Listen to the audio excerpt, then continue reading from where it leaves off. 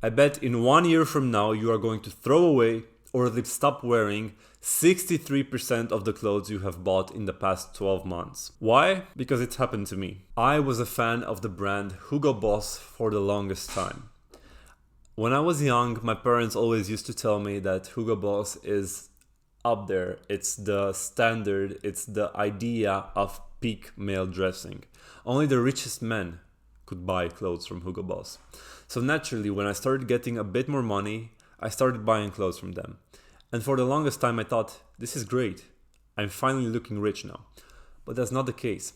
You see, over time, as I began to learn more about men's style, I found out that Hugo Boss products were not quite as well made as they would want us to believe. That's why I wanted to help you to know exactly which brands you should try and which brands you should avoid like the plague if you want to spend your money on qualitative stuff. And I thought doing it in the form of a tier list would be the most entertaining way for you as well, so here we go. And before we start, some of you might think that you cannot dress old money unless you spend a bunch of money.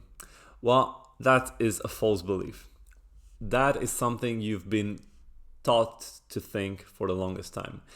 In fact, you could find some very affordable products at some very affordable stores that will look and last a lot longer than products you might find for 3 or 4 times the money. So let's start going through the list. First off, we have Calvin Klein.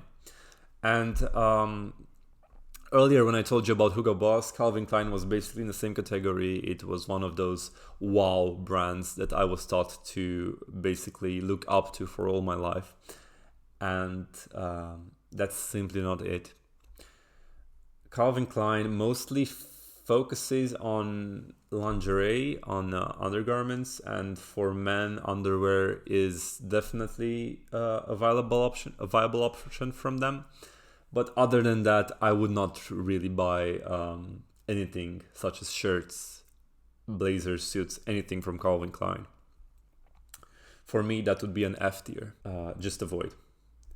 Next up, we have Tommy Hilfiger. Tommy Hilfiger is a brand that I have not bought from in about half a decade. And that's because I personally don't like their designs. I cannot talk about their fabrics because I have not experienced anything from them in this long time, and back when I did not know almost anything about fabrics. But they feature very modern designs. I would just not buy stuff from them. If that's the look you're going for, then fine, but it's not old money, and it really defeats the whole purpose of this video. So Tommy Hilfiger gets a D in my book. Now we go to Hugo Boss. As you probably can guess, it's also not very favorable. Maybe I would recommend it a bit over Tommy Hilfiger because they do have some items which could look old money, I guess. But still, the quality of their items is really not great. I have bought many suits, actually more than half of the suits that I currently own are from Hugo Boss. And most of them are blends of wool and polyester. The fabrics in general are awful, a lot of synthetics. The designs, if you get some of their suits, they have lapels that are that slim that you actually look like someone from the 60s. That's definitely not the look you want. Hugo Boss gets a D.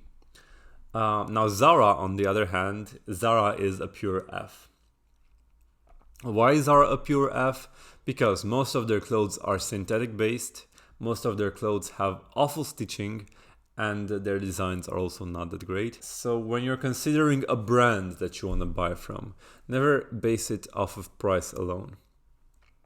For example, if you have to choose between an $800 suit and a $500 suit, don't make that choice based on those $300. Because in my personal opinion, especially for more expensive items, it's much better to go for quality than for quantity.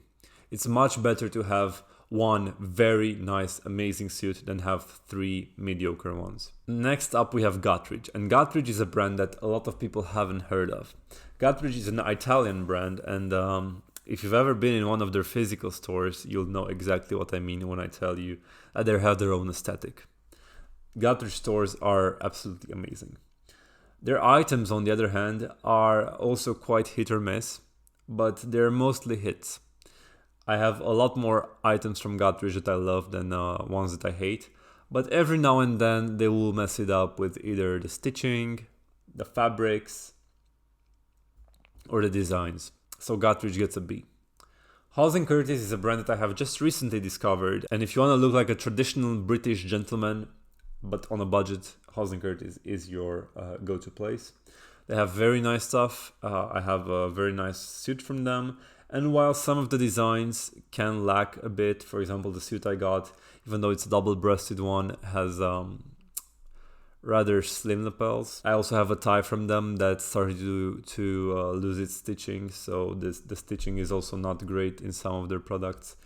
Overall, I do recommend them, so B tier definitely. Massimo Dutti, on the other hand, is a C tier. I would not recommend Massimo Dutti unless you have a very tight budget. There's a very difference between the B and the C tier. B I would wear, C I wouldn't. But I would recommend Massimo if you're really on a tight budget and you don't want to spend a bunch of money on clothes. You could find certain qualitative stuff there. I have a pair of pants, for example, from Massimo Dutti that I bought about maybe 7, 8, 9 years ago that I'm still wearing to date. That's the only item from them that I'm wearing. And every now and then you can find the nice stuff there. Now we get into the best ones. Suit Supply is a Dutch brand, if I'm not mistaken, that has amazing suits. If you want to get a suit under $1,000, Suit Supply is the best place to do so. Their designs, fabric, stitching, everything is amazing. They also have other nice stuff such as ties, accessories, but mostly suits. Pini Parma is a brand that I have also quite recently discovered, and also, by the way, Suit Supply gets an A. Pini Parma, I have 2 pairs of pants from them, and they're just amazing. Best quality in pants I've ever seen. The designs are great. They're high-waisted with side adjusters. That's something you can find in a lot of places. But Pini Parma really does have that Italian quality. I'm not sure if they're an Italian brand, but the quality is definitely there. An A for them as well. And last we have Ralph Lauren, which is my go-to brand for everything, if I can afford it. Ralph Lauren is just great all around. They do have certain problems every now and then. For example, I have an otherwise very nice sports coat in a herringbone pattern that I love to wear. And that does have a bit of synthetic materials. So Ralph Lauren is not a saint, but I would generally recommend them. What I would recommend most from Ralph Lauren are knitwear. For example, sweaters, also polos. If you need to get something from Ralph Lauren, that's it. And if you don't know what to buy, if you look at this list of many wonderful and some less wonderful brands and are unsure of what clothes you should have in your wardrobe, I also have an essential list that you can find right over here of clothes that are absolutely essential that every man should own. Hey, the segment you just watched is part of a bigger podcast that consists of other questions that you might find interesting, such as what's the best place to buy your clothes and how you can keep fresh throughout the whole day from 9 to 5 with 10 easy to follow tricks and tips. You can find the whole podcast right here.